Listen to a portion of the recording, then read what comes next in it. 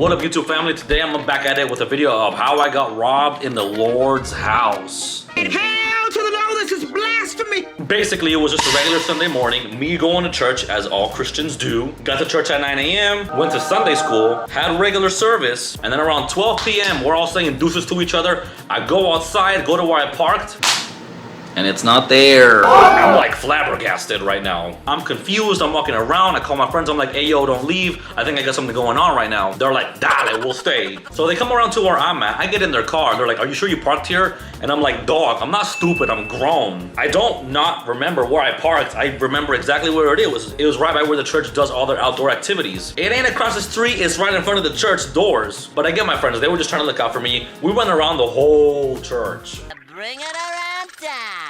And I couldn't find nothing. But then after closer inspection, when we got back around to where my car was, there was glass on the floor. There was a black Kia next to it, turned on. No license plate. Their passenger window was down as well. The car lights are on. My friends looked at me, I looked at them, and I'm like, well, fellas, happy Sunday. Long story short, we go back inside, we talk to the pastor, and apparently this happened the last Sunday before. I wasn't that pissed at my pastor. Normally, the average person would be kind of angry. I was just more disappointed that it happened in God's house, and like it ruined my plans. But like I said, we saw the camera footage, we saw when it happened. We couldn't see who did it because the camera was too far away, and there was nothing I could do.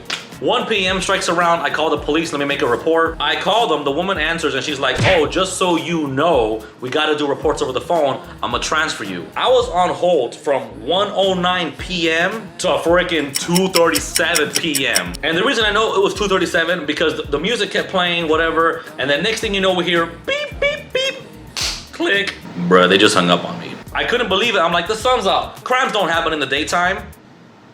Come on, bro. Whatever, it's basically now 2:40. My friends are like, you know what? At least we still have each other. We go get food, we come back, we eat in the church buildings. It is now around 3:30. I call the police again, and the same woman picks up the phone. Woman on the phone goes like, is this Christopher? You got your car robbed. And I'm like, oh, hey, what's up? Yeah, it's me. What's up? Hey. And then she was all like, why are you calling again? I'm like, what do you mean, why am I calling again? The cops never showed up. She's like, the cops aren't gonna show up. Remember, you gotta do a police report over the phone. I'm like, okay, yeah, I remember that, but I was on hold for like almost an hour and a half, and then all of a sudden, it just hung up. And then she was starting to get a little pissed. She's like, no, bro, you got to keep holding. Yes, ma'am, I ain't going nowhere. Bro, I was getting heated.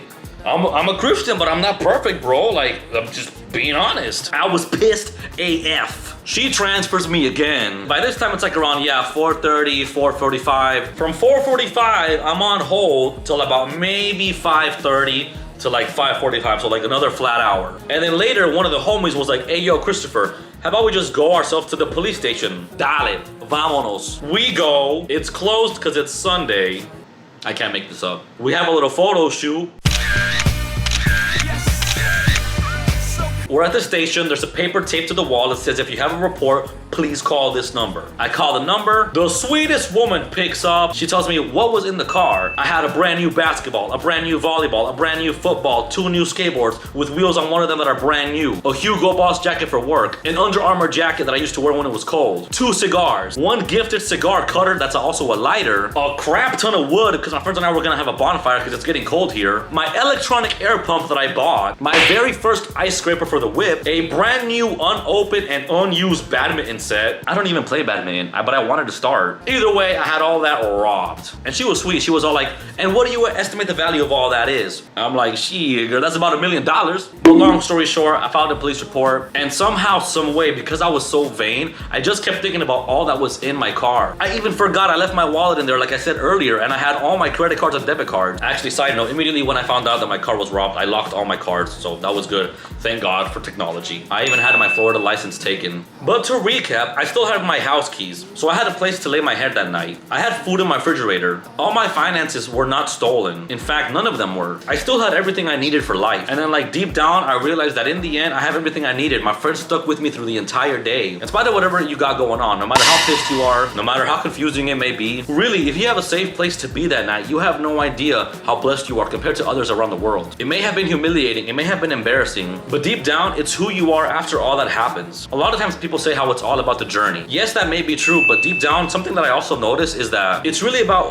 who you are when you get to your destination. Are you still the same a-hole that is just worried about themselves? Or have you been humbled through this process and came out with humility and love and kindness? I'm not saying I wasn't all those things before, and I'm not saying God did this for a reason. Even though he saw it all coming, he's still on the throne, and that's not gonna change how I feel about him. These things happen, they're part of life. It's a humbling story to tell you guys. I don't mind being public with it. All in all, it was something worth remembering. And actually, before I forget, on our way back from the precinct, I get a call from one of the security people at church who said the cops are there. I'm like, say less, I'm on my way. I pull up, I see the cops, I shake their hands. They're like, hey, are you Christopher whose car was stolen? I'm like, yes, that's me. And they were like, did you already file a police report? And I'm like, yes, I did, thank you. I'm so happy you're here. I gotta tell you everything. They're like, oh, no need. You filed a police report? We don't care about you. We're actually here for the Kia. I couldn't get mad at them because throughout the day, everything just sucked. But yeah, that's how I got robbed at church. All right, y'all. Stay blessed.